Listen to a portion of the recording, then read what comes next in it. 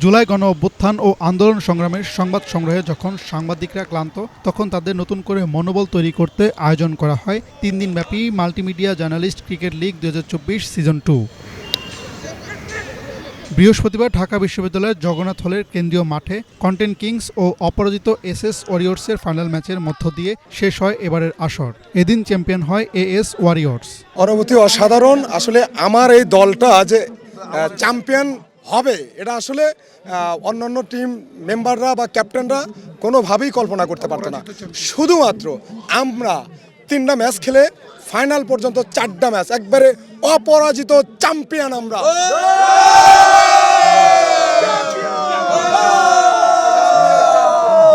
আসলে আমরা যারা এই মাল্টিমিডিয়াতে কাজ করি, মাল্টিমিডিয়ায় যারা কর্মরত আছে সকলকে একটু বিনোদন দেওয়ার জন্য আমাদের কয়েকজনের এই ক্ষুদ্র প্রচেষ্টা, আশা রাখি প্রতি বছর আমরা চলমান রাখবো।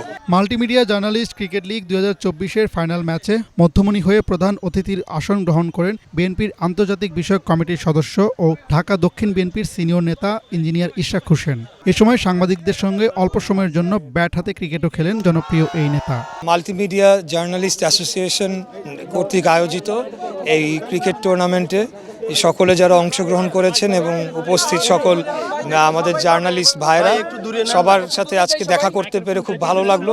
একটা সুন্দর আয়োজন হয়েছে, অত্যন্ত সুন্দর, এবং খেলাধুলার মাধ্যমে আমাদের যে কানেক্টিভিটি, বিভিন্ন জার্নালিস্টের যে বিভিন্ন প্রতিষ্ঠান রয়েছেন তাদের মধ্যে এটা বাড়বে, এটা আমি প্রত্যাশা করি। এবং যারা জার্নালিস্ট ভাইরা রয়েছেন তারা বিভিন্ন সময় বিভিন্ন ধরনের ঝুঁকি নিয়ে আমাদের দেশের সমস্যাগুলো তুলে ধরেন। তো আমরা একটা বাংলাদেশের একজন নাগরিক হিসাবে আমি এটাকে খুব অ্যাপ্রিসিয়েট করি এবং তাদের প্রতি শুভকামনা রইল, এবং আশা করি যে কোনো সমস্যায় সুখে দুঃখে আমাদের যারা সাংবাদিক ভাই বোনেরা রয়েছেন, বিশেষ করে মাল্টিমিডিয়া জার্নালিস্ট অ্যাসোসিয়েশন, আমি দেখতে পাচ্ছি যে এখানে তরুণদের সংখ্যাই বেশি, তরুণরা এখানে কাজ করেন।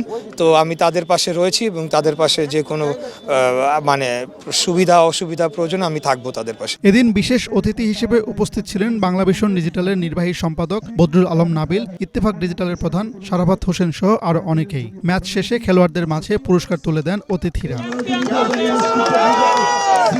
বাংলাদেশে মাল্টিমিডিয়া জার্নালিজমে গত কয়েক বছরে বেশ বিপ্লব হয়েছে, বিপ্লব ঘটেছে। এর মধ্যে তারা যে ক্রিকেটও এত ভালো খেলতে পারে আমার একটা ধারণা ছিল না।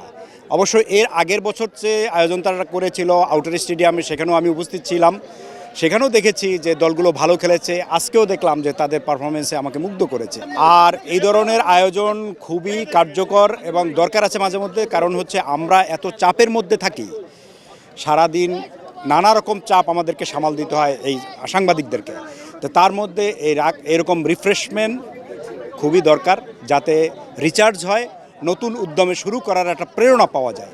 আয়োজনটা খুব ভালো ছিল এবং আয়োজকদেরকে ধন্যবাদ জানাতে চাই এরকম একটা চমৎকার আয়োজন করার জন্য, এবং যাতে এটা প্রতি বছর হয় সেটাই প্রত্যাশা থাকবে। সাংবাদিকরা আসলে সারাক্ষণ কাজের মধ্যে থাকে এবং তাদের এই কাজের ব্যস্ততার মাঝখানে যে এরকম একটা খেলার আয়োজন করে নিজেদের মধ্যে পারস্পরিক যে যোগাযোগ এবং সম্পর্ক তৈরি হচ্ছে, এটা অসাধারণ একটা ব্যাপার। আসলে এক কথাতে বলতে অনেক ভালো লাগছে, অনেক এনজয় করছি। ফার্স্ট থেকে লাস্ট পর্যন্ত ছিলাম, সো খেলাটা অনেক এনজয় করে দেখছি, ভালো লাগার বিষয় ছিল, ভালো লাগছে। 2 গ্রুপে বিভক্ত হয়ে এবারের আসরে অংশ নিয়েছে মোট 8টি দল। 2 দিনের রাউন্ড টেবিল খেলার মাধ্যমে পয়েন্ট টেবিলের শীর্ষে থাকা 4 দল খেলে সেমিফাইনাল। বৃহস্পতিবার ফাইনালের মধ্য দিয়ে পর্দা নামে এবারের আসরের। মাল্টিমিডিয়া জার্নালিস্ট ক্রিকেট লিগ যে টুর্নামেন্টটা আমরা গত বছর শুরু করেছি প্রথমবারের মতো, এবার দ্বিতীয় আসর করেছি।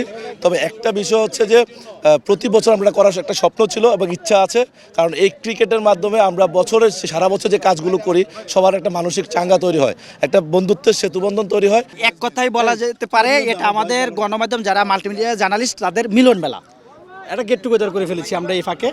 প্রতি বছর নেয় আমরা এইভাবে করে যাবো, এত আমাদের ভুল ত্রুটি থাকতে পারে, পরের বছর আমরা এটা শুধরে নেব ইনশাল্লাহ। এবারের আসরে 8টি দলের নেতৃত্ব দিয়েছেন মেঘনা ভিক্টোরিয়ান্সের অধিনায়ক ইমরান হক, বেঙ্গল ওয়ারিয়র্সের হাসিব পান্থ, পদ্মা ফাইটার্সের শুভ খান, ঢাকা কিংসের অধিনায়ক আকরাম হোসেন, শোবিজ সিক্সারের মাসুম জয়, কন্টেন্ট কিংসের অধিনায়ক অমৃত মঙ্গলী, এএস ওয়ারিয়র্সের অধিনায়ক আরমান হোসেন ও রয়্যাল ভিক্টোরিয়ান্সের অধিনায়ক তরুণ বেগী।